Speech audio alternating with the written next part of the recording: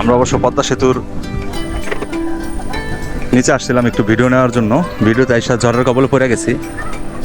এই যে সঙ্গপঙ্গ পদ্মা নদীর উত্তাল শুরু হয়ে গেছে। টাটা টাটা দিয়ে দাও। প্রচন্ড বাতাস, ঝড় আসতেছে।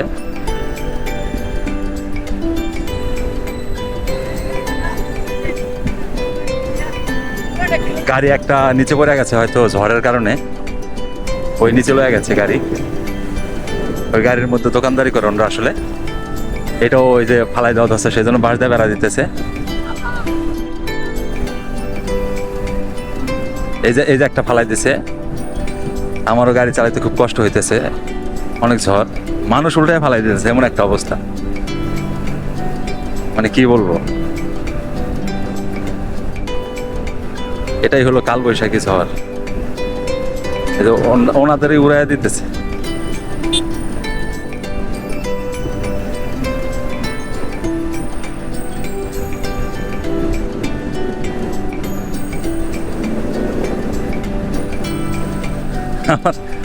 আমার গাড়ি ঘুরে আসলে ব্যাখ্যা করে ফালাইতেছে বাতাসে, আগাইতেছে না গাড়ি, প্রচন্ড বাতাস।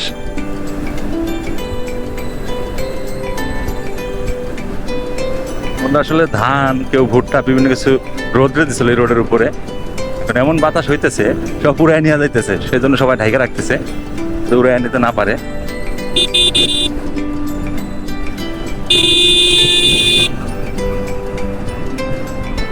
কেউ বাদাম রোদ দিছে। ও মাই গড, বিদ্যুৎ চমকাইতেছে। এখানে হয়তো ঝড়ের জন্য থাকতে পারতেছি না, না হলে আরো কিছুক্ষণ থাকতাম। এই যে গাইড করে ফালাই দিতেছে বাতাসে, এত বাতাস।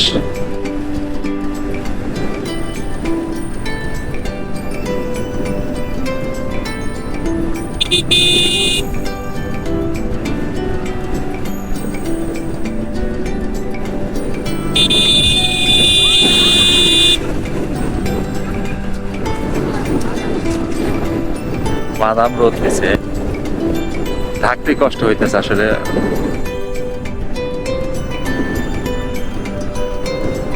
আপনারা দেখতেই পাচ্ছেন যে কতটা মানে জোরে বাতাসটা বইতেছে।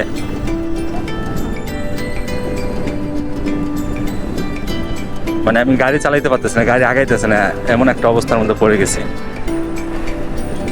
ঝড় বৃষ্টি তার আগে পরে এমন পড়ছি, বাট এতটা মানে বৃষ্টি নাই যদিও, কিন্তু বাতাসের বেগটা অনেক বেশি।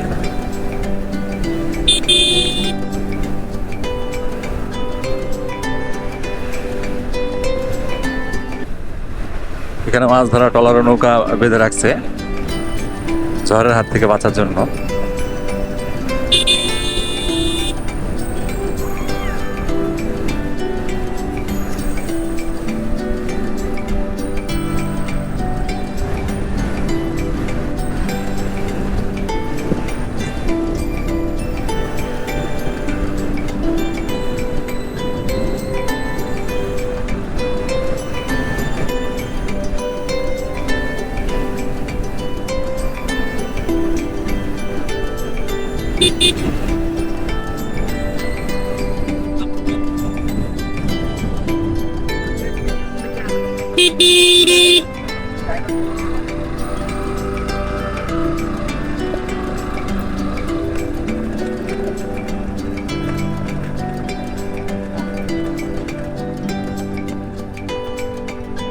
কি মনে হইতেছে ঝড় থেমে গেছে?